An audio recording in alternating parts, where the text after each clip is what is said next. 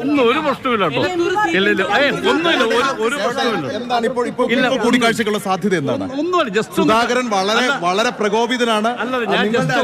നേതാക്കളുടെ അനുനയത്തിൽ ഒന്നും തന്നെ സുധാകരൻ വഴങ്ങിയിട്ടില്ല. അത്തരത്തിലുള്ള സാഹചര്യത്തിൽ എം കെ രാഘവന് രാഘവന്റെ സന്ദർശനത്തിന് പ്രാധാന്യമുണ്ട്. എന്തുകൊണ്ടാണ് ഇപ്പോൾ അനുനയിപ്പിക്കാനാണോ എം കെ രാഘവന്റെ നീക്കം? അനുനയിപ്പിക്കലാണോ?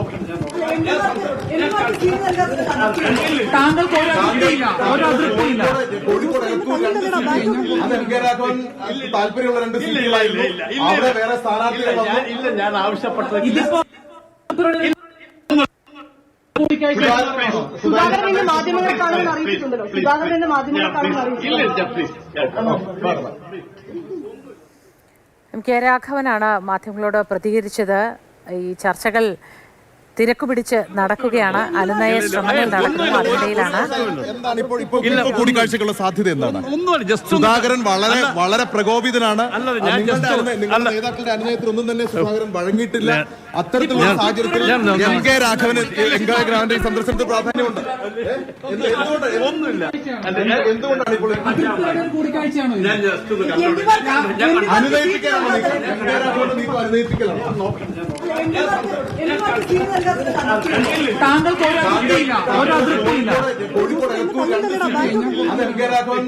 താല്പര്യമുള്ള രണ്ട് സീറ്റുകളായിരുന്നു.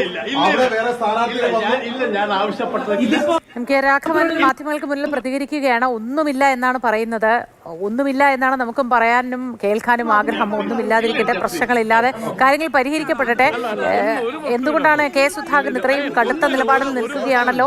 അതിൽ അനുനയ ശ്രമങ്ങളെ ഏത് തരത്തിലായിരിക്കുമെന്ന് അറിയാനുള്ള മാധ്യമ പ്രവർത്തകരുടെ ശ്രമങ്ങൾക്ക് ആണ് അദ്ദേഹം ഇത്തരത്തിൽ മറുപടി പറഞ്ഞത്. ഒന്നുമില്ല എന്ന് കെ സുധാകരനെ കാണാനാണ് എത്തിയിട്ടുള്ളത്. കോൺഗ്രസിലെ ഈ പ്രശ്നങ്ങൾ, കലഹങ്ങൾ പരിഹരിക്കപ്പെടാനുള്ള ശ്രമങ്ങൾ പല വിധത്തിൽ പയറ്റി നോക്കുകയാണ്. ഇന്നലെയും രണ്ടുപേർ, ഇന്ന് പുലർച്ചെയോടെയാണ് കൂടിക്കാഴ്ചയ്ക്ക് ശേഷം മടങ്ങിയത്. എ പി അനിൽകുമാറും ഷാഫി പറമ്പിലും കെ സുധാകരനെ കണ്ടു മടങ്ങി. പിന്നീട് ഇതാ എം കെ രാഘവനും എത്തിയിരിക്കുന്നു കാണാൻ. തന്നെ ചർച്ചയ്ക്കായി ക്ഷണിച്ചില്ല എന്ന് കെ സുധാകരൻ പറയുമ്പോഴും ദില്ലിയിലാണ് അദ്ദേഹം തുടരുന്നത്. നേരിട്ട് ഒരു ചർച്ചയ്ക്ക് സാധ്യതയുണ്ടോ എന്നതൊക്കെ നമ്മൾ ഉറ്റുനോക്കുന്ന കാര്യം. ബി ബാലഗോപാൽ ചേർന്നു വിവരങ്ങളുമായി. ബാലഗോപാൽ, ഒന്നുമില്ല എന്ന് പറയുന്നു. നമ്മൾ ഈ കുട്ടിക്കൊന്നുമില്ല എന്ന് പറയുന്നത് പോലെ എന്തിനായിരിക്കും വന്നത്, എന്തായിരിക്കും ഫലം എന്നറിയാൻ ആകാംക്ഷ. മോത്തി, എം കെ രാഘവൻ നേരത്തെ ഈ കേരളത്തിലെ നിയമസഭാ തെരഞ്ഞെടുപ്പിൽ മത്സരിക്കാൻ വേണ്ടി ആഗ്രഹിച്ചിരുന്നു. അദ്ദേഹം ആഗ്രഹിച്ചിരുന്ന മണ്ഡലങ്ങൾ കോഴിക്കോടും നോർത്തും അതുപോലെ തന്നെ എലത്തൂർ മണ്ഡലവുമായിരുന്നു ഈ മത്സരിക്കാൻ വേണ്ടി ആഗ്രഹിച്ചിരുന്നത്. എം കെ രാഘവന് ആ മത്സരിക്കാൻ വേണ്ടിയുള്ള അനുമതി കോൺഗ്രസ് ഹൈക്കമാൻഡ് നൽകിയിരുന്നില്ല. ആ ഘട്ടത്തിലൊക്കെ കോൺഗ്രസ് നേതാക്കൾ പറഞ്ഞിരുന്നത്, കോൺഗ്രസിൻ്റെ ദേശീയ നേതാക്കൾ പറഞ്ഞിരുന്നത് എം പിമാർ ആരും തന്നെ മത്സരിക്കേണ്ടതില്ല എന്നതാണ്. എം കെ രാഘവൻ ഉൾപ്പെടെയുള്ള ചില എം പിമാർക്ക് ഈ കോൺഗ്രസിൻ്റെ ഈ നിലപാടിനോട് ശക്തമായ വിയോജിപ്പാണുള്ളത്. പക്ഷേ അവർ ഈ കെ സുധാകരനെ പോലെ ഒരു പരസ്യ നിലപാടിലേക്കൊന്നും പോകാനുള്ള സാധ്യതയില്ല. ഈ അതൃപ്തി നിലനിൽക്കുന്നതിനിടയിലാണ് എം കെ രാഘവൻ ഇന്ന് ഈ കെ സുധാകരൻ താമസിക്കുന്ന ഗോദാവരി എന്ന ഈ ഫ്ലാറ്റിൽ എത്തി ഈ സുധാകരനുമായി കൂടിക്കാഴ്ച നടത്തുന്നത്. ഗോദാവരിയിലെ 3-ാം നമ്പർ നിലയിലെ ഫ്ലാറ്റിലാണ് ഇപ്പോൾ നിലവിൽ കെ സുധാകരനുള്ളത്. കെ സുധാകരനോടൊപ്പം അദ്ദേഹത്തിൻ്റെ മകൻ, മരുമകൾ എന്നിവരുണ്ട്.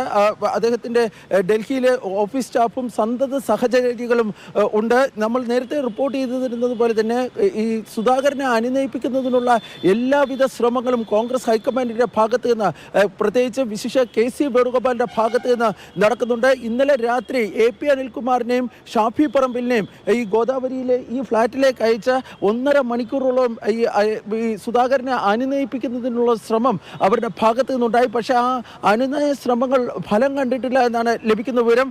രണ്ടു കൂട്ടരും അവരവരുടെ ആവശ്യങ്ങൾ അങ്ങോട്ടും ഇങ്ങോട്ടും പങ്കുവച്ചിട്ടുണ്ട്. അതിലേറ്റവും പ്രധാനപ്പെട്ടത് ഈ കണ്ണൂർ മണ്ഡലത്തെ സംബന്ധിച്ച് കാര്യത്തിൽ കെ സുധാകരൻ ഉടൻ ഒരു പ്രതികരണം നടത്തരുത്.